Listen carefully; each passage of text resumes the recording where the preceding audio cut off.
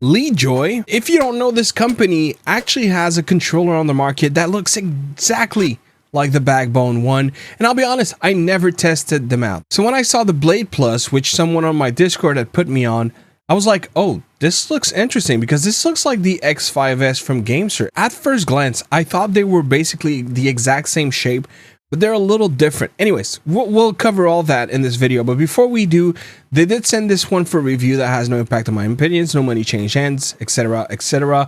Now, this goes for approximately 40 USD. You can find it on AliExpress. Last I checked, it's not on Amazon. If ever it comes up, I'll make sure to drop a link in the description box. Let me just talk about the biggest differences, at least in terms of the physical aspect, because they are so alike, but at the same time, they're different. Now, the main thing is if we think of the grip, they both have this ergonomic textured background, but this one is bumpy on the X5S, whereas it's more smoother on the Blade Plus. The X5S is a little wider at the skirt, or the bottom, rather I should say, of the grip, whereas the LEADJOY is made longer. It's more, it's taller from a vertical standpoint, but it's tighter from the horizontal. And starting with, well, what was in the box, which, you know, this is going to be very quick. You had the box here. A manual came with this case. Now, this, I'm not sure if it's going to come all the time. On some of the listings I've seen on AliExpress, it seems to imply that you can buy the case separately and have the controller for less. What I've seen separates this case from the controller, but if you happen to find it for 40 with the case and the controller, well, that's even better. And then beyond that, you also had these little inserts that you can put to the side. These essentially can be removed.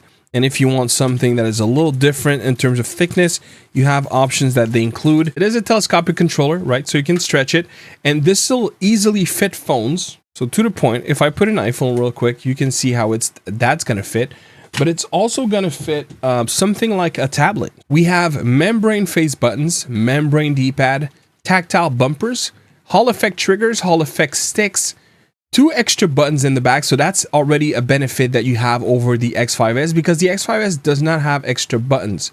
You have gyro, you also have even gyro redirection, you have rumble, however, it is not HD rumble, so that's another benefit for the X5S over this one. So, you know, you can already tell that they're trading blows. Much like the S5X though, you can swap the buttons. So if you want to have a Nintendo layout, you can remove the B here and swap it with the A and so on and so forth with the X and the Y. So that feature is also retained with this model. It has a LED button that will serve for home and also power. You have a C button. This one is unique to this controller, and as far as I can tell, the only telescopic controller I've ever seen with a C button, function button. So that's going to be for turbo, macro, profile swapping, because there's profiles on this one. You also have a capture, select start, and then you have a pairing button at the bottom of the right grip, and a USB-C that you can use either to use connected to your PC or other devices that can use it connected by wire, or also to charge your 600 milliamp hour battery that you'll find on this one, which should give you up to 30 hours of playtime. So there's a lot to go about with this controller. You can also see that the skirt matches the Nintendo Switch theme, fairly wide. They don't have like a metal ring or anything like that. You do have an anti-skid ring around the sticks themselves. As far as I can tell, there's no system to be able to remove them or anything. And the small form factor sticks, I'd say these are probably my new favorite. They have not too high attention. We'll look into that later, but they just feel really, really good. You have 215 millimeters of clearance when you stretch it. So it's going to work for, you know, Y700, iPad mini, for a Red Magic Astra, but it's not going to work for, you know, a Samsung Tab Plus or iPad regular or iPad Pro. Now, obviously, and as per LEADJOY themselves, this controller is a Switch 2 controller first and foremost. So if we think of even an 8-inch 16:9 layout, which is what we have on the Nintendo Switch, you'll be able to see that indeed it's going to fit with a little bit of clearance. There's no risk that it's going to come out in any capacity. You also have these little inserts that will kind of slide where the magnets are, so it really holds tight. It feels like it is made to go on this device, much like if you were to use an X5S or a G8 Plus.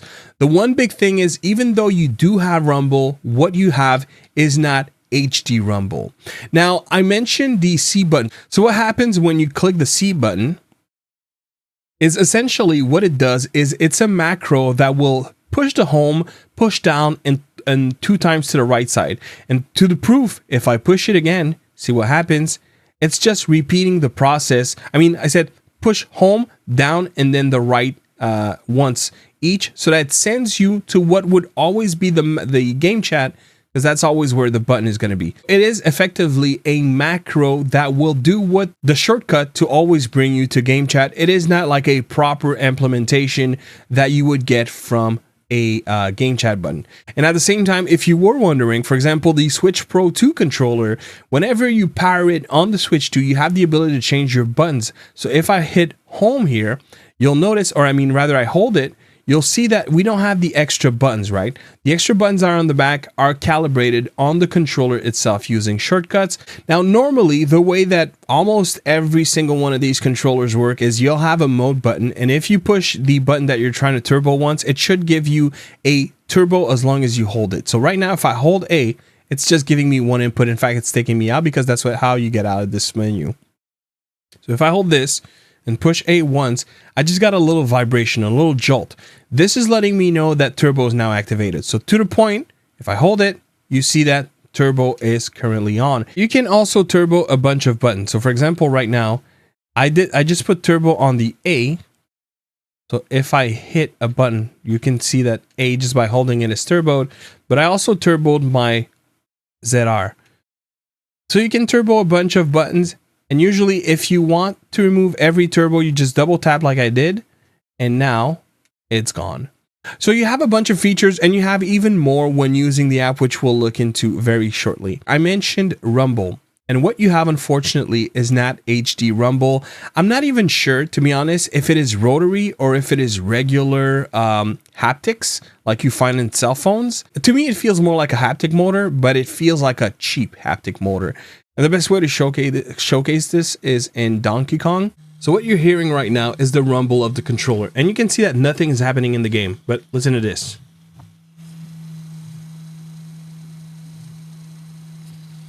And if I move,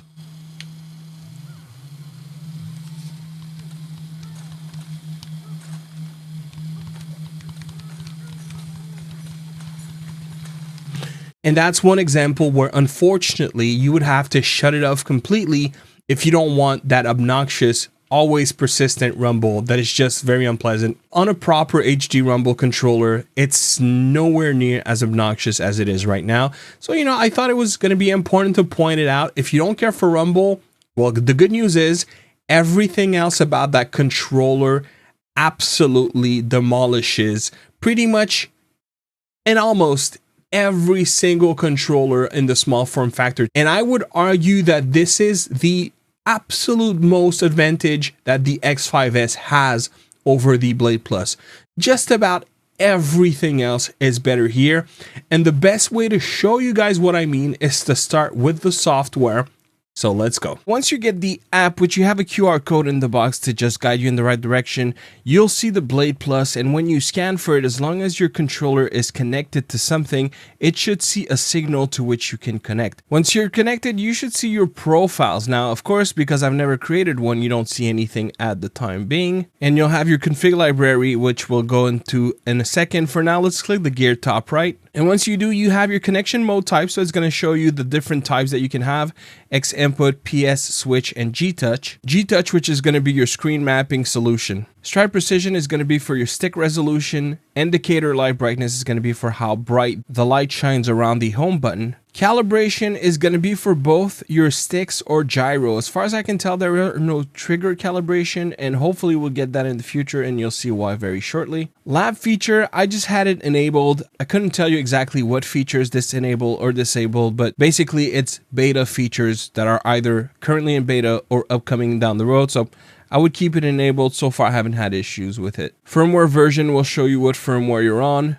App language is pretty straightforward, and same goes for the about. If it's your first time connecting, there's a good chance there's going to be a new firmware, so you can go ahead and make that update if you want. It's going to take maybe a minute or two. And for the record, I'm on the latest version, which is 1.1.4 as of the making of this video.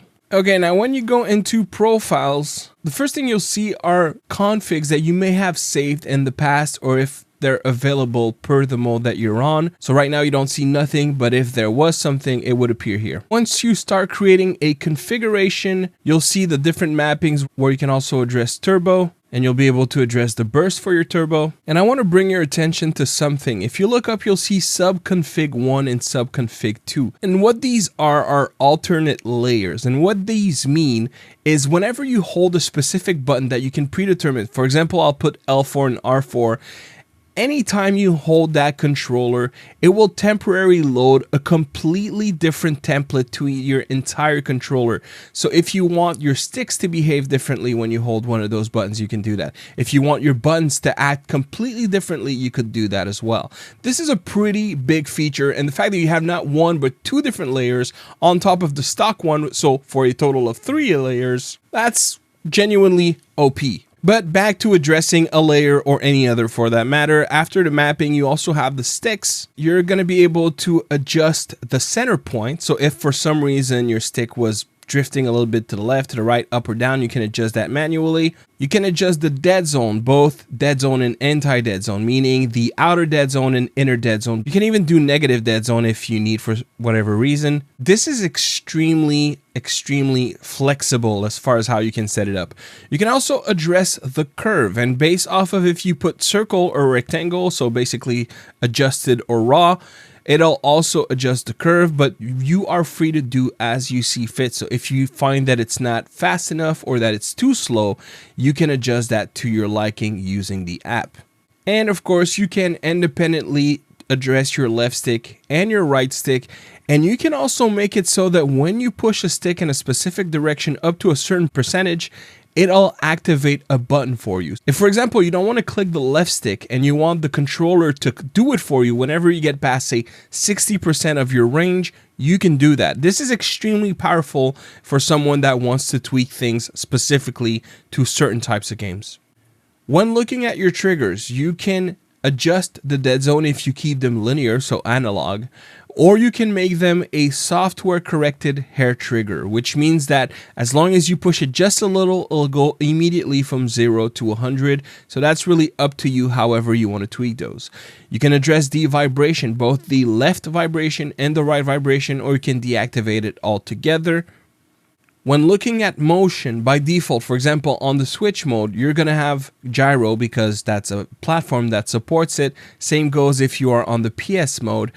But you can also have gyro redirection. And what this does is whenever you'll move the controller, it'll move either your left stick or your right stick as you see fit. So if you'd like to make it that you can turn your controller to turn your car in a racing game, you could do that. If you wanted to make it so that when you move your controller, it moves your aiming in a shooting game, you could do that as well, even if the game doesn't support it or the controller mode that you're on doesn't support it.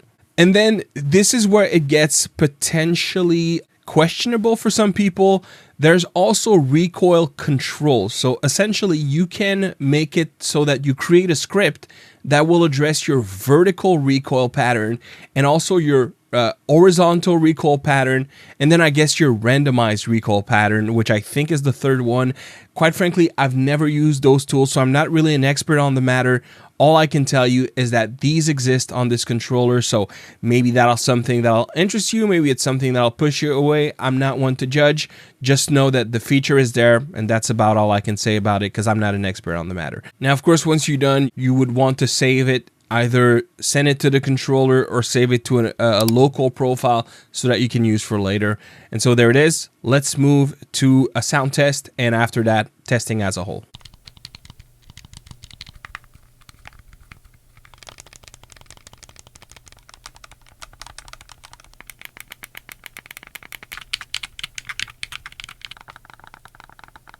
Real quick, you have 4 different modes on this controller. You have a DS mode, an X input mode, a Switch Pro mode, and a D input mode. And the way that you switch is by holding the home button and one of the phase buttons. And home button and B is going to put you into a Pro controller mode. That is the reason why you can see that I have the Pro controller here. But if I hold A, well, in this case, A, but it is going to be the rightmost phase button and the home one, you'll see that the light here is going to change.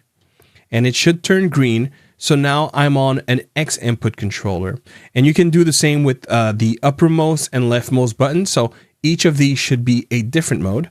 I believe upper mode is going to be the PS mode, if I'm not mistaken. Yeah. So now you see wireless controller. This is a PS mode. And then the leftmost mode is going to be a D input.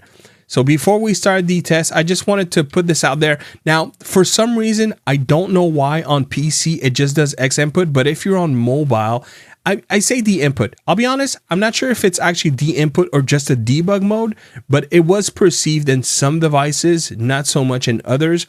So if you want to use that, really there's no reason, because you have all three modes that are the most coveted for.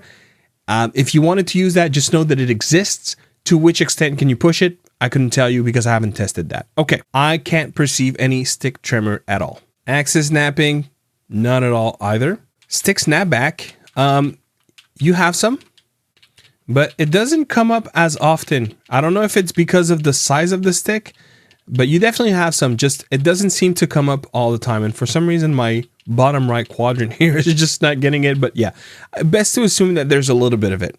When looking at circularity, we do have a little bit of it, but you can correct that in the software, which I'll put a screenshot as to what that looks like.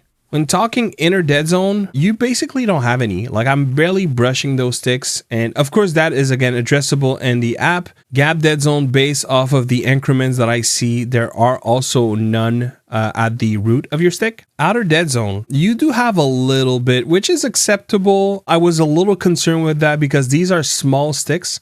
So I expected that was going to be some, because there's always a little bit of it. But I was hoping that it would be tweaked to the point that there's not too many. And I'd say I feel like better should probably be feasible, but I'm happy with what is there. All things considered, there's not a whole lot of it. Stick tension, we're essentially at 55 TGF. So that's like midpoint. It's not I wouldn't say it's a loose stick. I wouldn't say it's a stiff stick either. And then for resolution, it is reporting as 8-bit. And when wired, it is reporting at up to 1000 Hertz. Now, keep in mind, this may differ depending on the modes that you're on. Diagonal focus, it's the shape. Like, it's a very, very, very comfortable D-pad to use.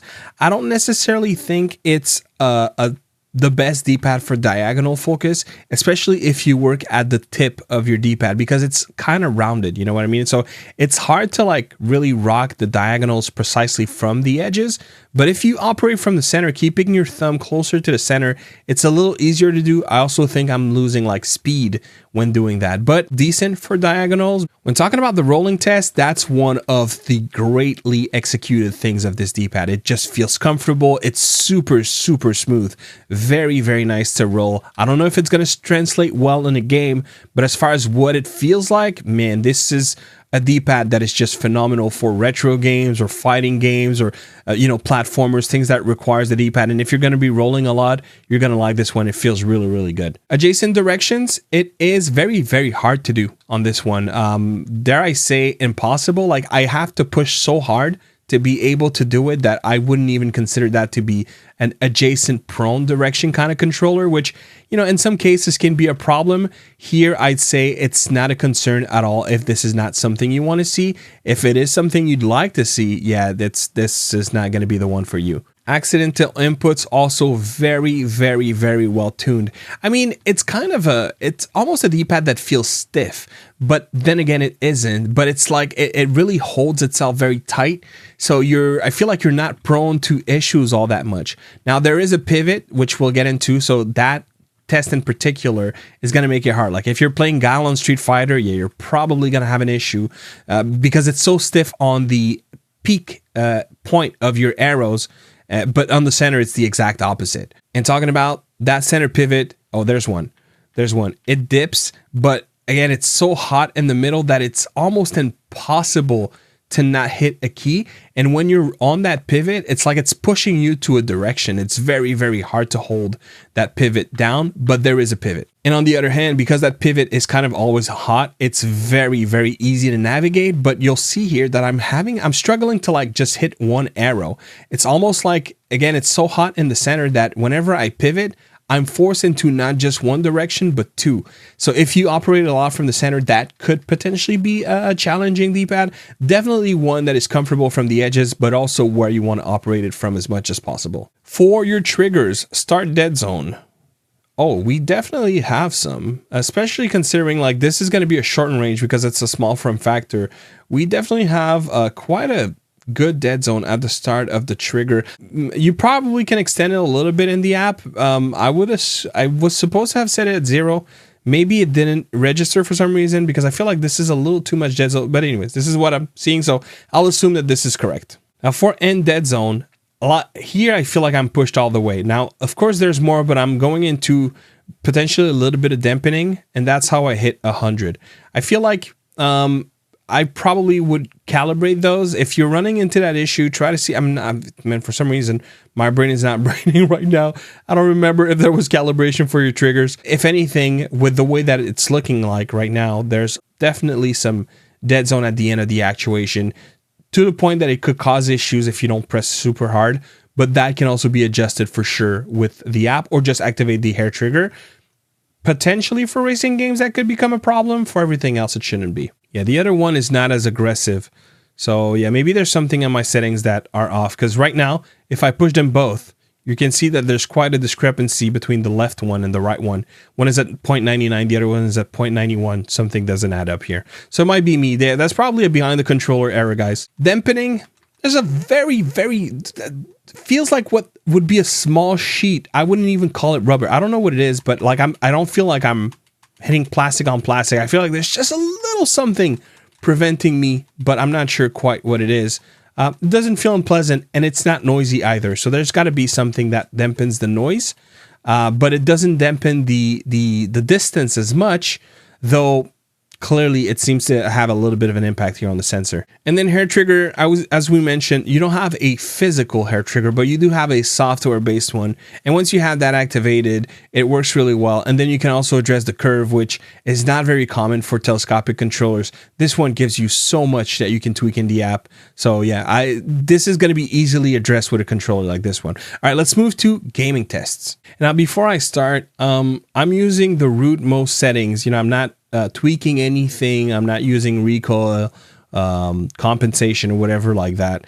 I'm just, going at the raw most, default most, as it is presented controller to get an impression. So let's do this.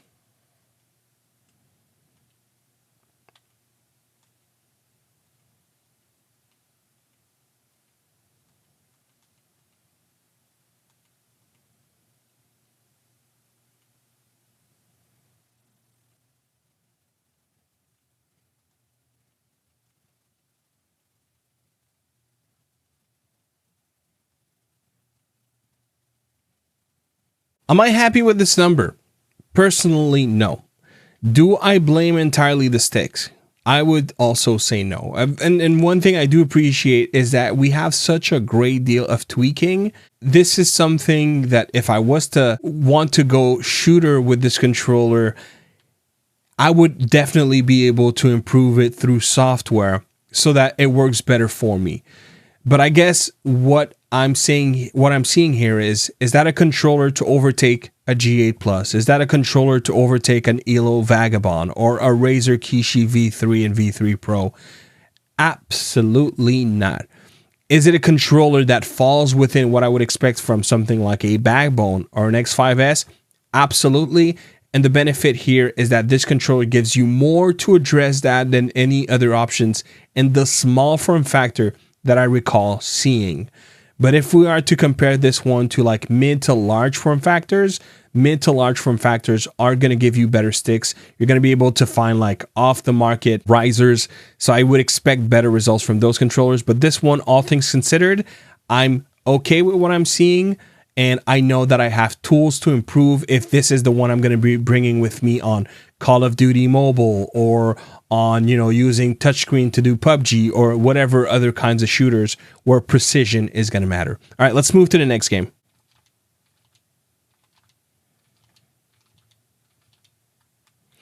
Okay, so the thing I have right now is it feels good. It really feels good. No problems there.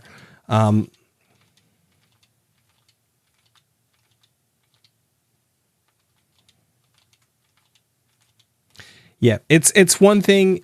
It's just you're gonna have a hard time if you're moving a lot from your center and your edges. That's where, like, if you are not super precise with your positioning, I feel like you could potentially struggle with fighters with this one. But once I dial in and I really focus on where I'm positioned, which is not necessarily going to be easy to do when you're playing online in a competitive notion, you know, maybe stress overtakes a little bit, precision might kind of go out of the window. And that is where I feel like this D-pad could give you conflict, is if you're moving from the center to the edges. But as long as you stay locked in and you give yourself a bit of time, this is actually one of the better D-pad I've experienced on a telescopic controller. It's not perfect, but it's better than, I want to say, easily 90% of the options I've seen out there. This is actually quite good. This is feeling really, really good for platformers. This is feeling really, really good. I am realizing a little bit of an issue though, but that I'll get back to that in a second. As far as the D-pad goes, man, and there are very obvious benefits here, which I'll also explain by the time we're done with the tests. But this is feeling, again, that D-pad is going to be the unsung hero of that controller. Oh my God, it's by far one of the better telescopic D-pads I've experienced on a controller. Very, very easily one of the best. Very, very good execution overall. All right, let's move to the next game. Man, that rumble. That rumble is already getting on my nerves. Jeez. How I wish we had HD rumble on this one. If we did, oh my gosh. Man, that membrane is very snappy, very responsive. It has a little bit of resistance to it. So it's a very satisfying bounce back once those face buttons bounce up. It feels good. I don't know necessarily that this is the controller out of the box that I'm the most precise with for something that is very timing based, like Run, the game that I'm playing right now, but it feels good nonetheless. Like, I like the sensation. I also like that it's not a very noisy controller. So, you know, potentially one that would be easy to use in the bedroom. And I think it's extremely well-rounded, especially with the fact that the D-pad is so good. Those face buttons feel amazing. You do have analog triggers. You do have extra paddles, and it weighs nothing. There's the dead zone at the beginning that's still there. I still haven't tweaked it, or I mean calibrated it, but it kind of pushes back a little bit. So I do like, I find that for tuning in and being precise, I kind of like what these triggers are doing right now. They're better in execution than they are in just pure analysis, is what I'm going to say. They feel good. They hold nice. They have a very wide grip to them. And I'd say they were definitely better in something like a racer than they do in something like a shooter. That was something I felt also potentially hurt my points when I was doing aim labs, is they're not, like, they're already kind of sloped down a little bit. So they're not necessarily the nicest triggers to constantly tap like this. But if we're thinking of a pedal, they feel really, really good. They have that pedal feel to them, which I greatly appreciate. So yeah, overall for racers, man, this feels good. This feels really good. If we can just improve the sensors a little bit, the range at which they read, the precision is good. All right, let's move to my conclusion. So obviously, you know, we just went through a bunch of PC testings, but this is a controller that you want to use primarily with a phone or a small form factor tablet or a Nintendo Switch. And what a great job it does for those devices. Between having gyro redirection for shooters, which is another way that we could address, you know, aim labs and everything. Between having a software that is so complex for, especially when thinking of a telescopic controller, have something like not one but two shift layers, you know, if we use that as a reference. I mean, I don't know how I feel about the whole recoil thing. That is very questionable for a lot of people, I would think. But beside that, what it offers is absolutely peak on the market. I can't think of a controller right now that offers as many settings. Like, there's a handful of gamesters, for example, the X3 Pro, which is quite shocking in terms of everything that it lets you tweak, the G8 Plus as well. But yeah, this is of a league of its own, especially when thinking of the small form factor.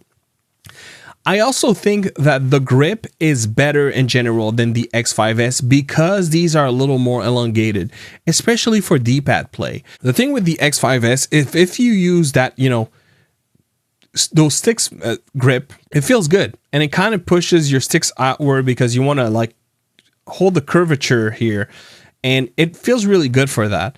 But if we're thinking of like going to the D-pad, it's kind of like you feel like you have your fingers hold nothing, which is kind of weird after a while. Not necessarily unusable, but it's kind of weird after a while.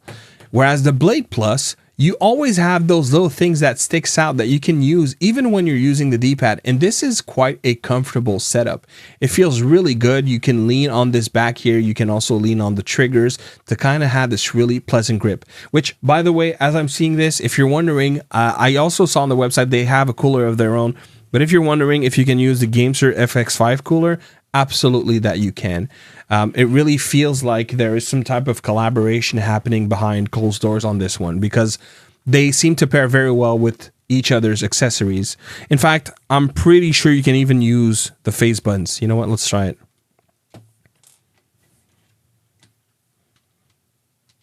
Yeah, you can. You absolutely can. So yeah, they share a lot of similarities, and that's why I brought it up quite a lot. It's easy to pick one and not feel like you're going to need the other. So it's going to come down to leaning on what kind of benefits or advantages you want the most. I still think the X5S could potentially be a little bit better for shooters because the ergonomic just leans itself better that way, but I do feel like this is more versatility. From a point of versatility, I still think the Blade Plus actually manages to do a better job than the X5S. But that rumble is not for everybody.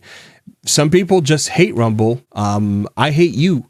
Okay, this is probably a little harsh, but I'm a rumble head. So for me, rumble is important. If you don't like rumble, you're going to love this one. Just deactivate it, and then it's not going to be a problem. But yeah, if you love rumble, man, the X5 does such a great job with rumble. So this is the one part where I'm like, ugh. Anyways, back to the thing I was thinking about when using Celeste. There is one thing, though, that I noticed, especially like if you're holding the sticks grip, no problem. If you're focusing on the D-pad, my fingers land right where that button is, but not quite immediately on it, kind of to the edge of it to be comfortable to use the D-pad. And I noticed as I was pushing the D-pad that I was often causing accidental push on the back left. So if I'm going to be playing D-pad, I will literally deactivate this button because I know it's going to be an issue. Otherwise, I'm going to do those unnecessary, unwanted, undesired push of a button, which in itself, I don't mind. I know some people do. I don't mind that I push a button that I did not mean to push as long as it doesn't have a value. I do mind if it makes me do something I was not trying to do. So maybe that's something to keep in mind. As far as I can tell, this cannot wake up the Switch 2. It also doesn't have amiibo features. So, if you're going on a trip and you're bringing this for your Switch 2, just know that some features might feel like they're lacking. You might have to get up to power up your Switch 2 if you're using it, on a dock or something, or push the power button if you're in handheld mode, which is not a big deal. But, I can understand why everyone would still want for their controller to wake up the Switch 2. This one doesn't do it. The X5S does. So I guess that's another advantage that the X5S has over this one, specifically when thinking of the Switch 2. Now, this one has the C button. Do I care about the C button? I'll be honest. Personally, I don't. I can just hit that home, down, and right. So my conclusion is this. Even though this one is advertised for the Switch 2, I would argue that the X5S still remains the crowning champion for the Switch 2 and Switch 2 alone. It also has gyro. It has the ability to wake up the Switch 2. It has HD rumble, but it doesn't have that C button. It doesn't have those extra buttons in the back. But as far as everything else goes, it's pretty much on par. If we're thinking of everything else, if we're thinking of connecting your Android, connecting your iPhone, connecting to a PC, connecting to a laptop, a PC handheld, some PC handhelds are going to fit with this one, and small form factor tablets, I actually think the LEADJOY is overall a better tuned controller for those specific uses. Why? Because you're not going to need HD rumble, and you're not going to have some weird, obnoxious things because it's looking for HD rumble and not able to put out what those motors can. It's going to be better on those other platforms as far as the rumble goes. That's number one. Second, you still have the ability to change the layout, so you're not stuck to one or the other. So based off of the game you play, you still have those benefits. But really the big thing here is that you have both an X input mode over Bluetooth and a PS mode over Bluetooth. That really is the shining a benefit that this has over the X5S. But make no mistakes, if not going with the X5S or the LEADJOY, I don't know why you'd get anything else in the small form factor at this point in time. And yeah, this one does have a USB-C, so no charging pass-through, but you can still very much like push your phone up a little bit and charge it while you're still playing. So I don't feel that this is an issue. If it is for you, then the X5 Lite might be the better option, but you lose a little bit of features. From where I stand, the LEADJOY is a fantastic telescopic controller and one I can easily recommend. And there it is, guys. As a quick reminder, you can grab this one on AliExpress. You'll have a link, which is affiliate. It helps the channel if you use it. So, you know, if you want to grab one and show support to the channel, make sure you use the link. Beyond that, if you have any questions, drop them in the comment box below. As always, I'll do my best to answer your questions. My name is Clef. Thank you very much for watching, and to LEADJOY for sending the controller for review. And yeah, I'll see you on the next one. Peace.